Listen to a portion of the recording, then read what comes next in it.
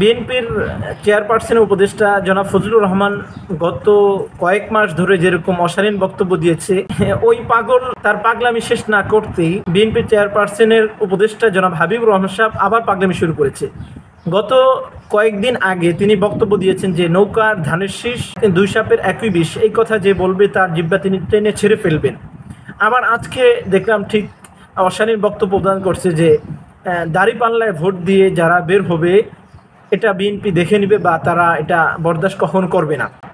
সম্মানিত দর্শক শ্রোতা, জনাব ফজলুর রহমানের মতো বক্তব্য এই হাবিবুর রহমান সাহেব ইতিমধ্যে প্রদান করেছে, এবং জনাব ফজলুর রহমান যেই মাইন্ডের বা একেবারে বলা যায় যে ইসলামিক রাজনীতিকে যারা কখনো বরদাস্ত করতে পারে না, শুধু ফজলুর রহমান না, এই হাবিবুর রহমান এদের মতো আরও অনেক এরকম নাস্তিক মার্কা কিছু ব্যক্তিবর্গ বিএনপিকা বরং অন্যান্য দলগুলো তো এখনও রয়ে গেছে। সবাই বিএনপির প্রতি এখন তাকাচ্ছে, সামনে নির্বাচনে বড় একটা আসন তারা জয়লাভ করবে, হয়তোবা তারা সরকার গঠন করবে।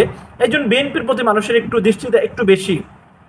এই জন্য দেখা যাচ্ছে যে বিএনপির যাদের ভিতরে ক্যান্সার বা ইসলাম ফোবিয়া যাদের মধ্যে এরকম ধ্যান ধারণা আছে, যারা ইসলাম, মুসলমান, মসজিদ, মাদ্রাসা, ওলামা কেরাম, তালিবুল ইলমকে দেখতে পাচ্ছে না, বা মাদ্রাসার ছাত্রদেরকে যারা এরকম গরিব মনে করছে বা এরকম সমাজে পিছিয়ে পড়া জনগোষ্ঠী মনে করছে, তাদের এই বক্তব্যগুলো কিন্তু দিন দিন ভাইরাল হয়ে যাচ্ছে। আসলে এটাকে শুধু তার বক্তব্য বলবো, এটা আসলে ভুল হবে।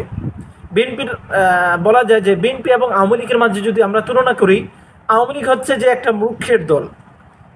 এখানে বেশি ধরনের মানুষ মূর্খ হয়ে থাকে বা যাদের সভ্যতা সংস্কৃতির সম্বন্ধে জানাশোনা থাকে না, যার কারণে তারা অশালীন বক্তব্য ইতিপূর্বে দিয়েছে, যার কাজা কাফারা এখন তারা কিন্তু করছে। কিন্তু বিএনপির ক্ষেত্রে একটু ভিন্ন, এবং এই ক্ষেত্রে যারা অশালীন বক্তব্য দেয় তারা শিক্ষিত শয়তান পর্যায়ের বলা যায়। যেমন ফজলুর রহমান, যেমন হাবিবুর রহমান সাহেব, এরা বিএনপির চেয়ারপারসনের একেবারে কাছের উপদেষ্টা, তা সত্ত্বেও তারা এই বক্তব্য কিভাবে প্রদান করে?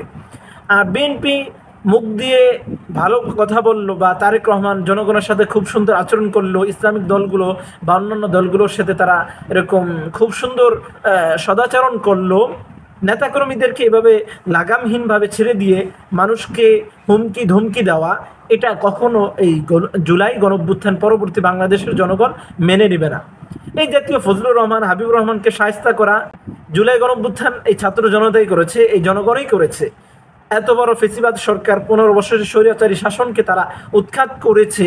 অতএব এই ফজলুর রহমান, এই হাবিবুর রহমানকে শায়েস্তা করা জনগণের কাছে কিছুই না। অতএব বিএনপিকে সতর্ক হওয়া দরকার, তারেক রহমানকে দৃষ্টি দেওয়া দরকার যে যারা তার দলকে এরকম কলুষিত করছে এবং তার দলকে এরকম, তার দলের সুনামকে এরকম ক্ষুণ্ণ করছে, তাদেরকে অতি সত্বর বহিষ্কার করা। আমি মনে করি এই বিএনপির ফজলুর রহমান এবং এই হাবিবুর রহমান সহ যারা আরও এই জাতীয় দৃষ্টিকে লালন করে, তাদেরকে অতি দ্রুত বিএনপি থেকে এরকম বহিষ্কার করা। তা না হলে যেই পরিমাণ ভোট বিএনপির ইতিপূর্বে ছিল এবং এই কয়েক মাসের ব্যবধানে যা কমেছে এই জাতীয় মূর্খ ব্যক্তিদের বক্তব্যের মাধ্যমে, আমি মনে করি আগামী নির্বাচনের আগে যদি এই ধারা অব্যাহত থাকে, বিএনপি সরকার গঠন করতে পারে কিনা এটা একেবারেই একটা সন্দিহান বিষয় হয়ে পড়বে।